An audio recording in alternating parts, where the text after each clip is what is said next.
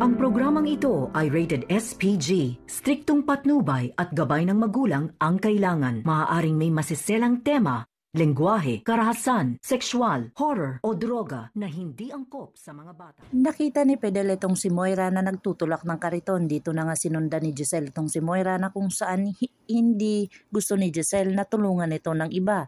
Si Moira lang talaga dahil ito ay may parusa na kung saan hindi niya gagawin ay makukulong siya. Dito na nga ay talagang galit na galit si Zoe dahil nalaman niyang naglilinis ang kanyang ina dito sa Apex Medical Center. Dito na nga sinugod niya ang kanyang lolo na si Don Pepe at talagang nag-away sila at nagpalitan sila ng masasakit na salita.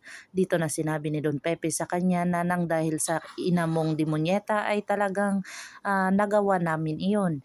At sinagot naman siya ni Zoe na hindi daw demonyeta ang kanyang ina kung saan si Don Pepe daw ang demonyo. Kaya dito na galit itong si Don Pepe kay Zoe kung saan pinalayas siya at hindi na ito tinawag na bilang apo. Kinumpara pa ni Don Pepe itong si Annalyn at saka si Zoe ay wala talaga sa katiting itong si Zoe.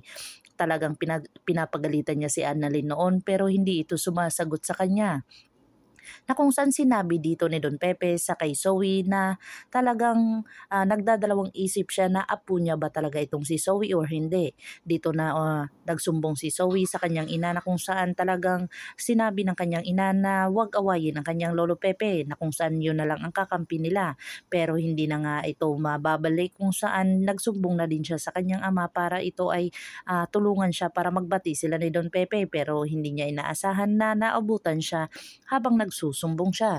Dito na sinabi ni Don Pepe ang mga ginagawa ni Zoe sa kanya na kung saan ikinagalit din ng kanyang amang si Dr. RJ Tanyag. Umalis si Dr. RJ na at dito na sinalubong ni Fidel itong si Dr. RJ Tanyag at nagpakilala ito at sinabi niya dito na siya yung inutusan niya dati na nagpa-DNA sa dalawang anak niya.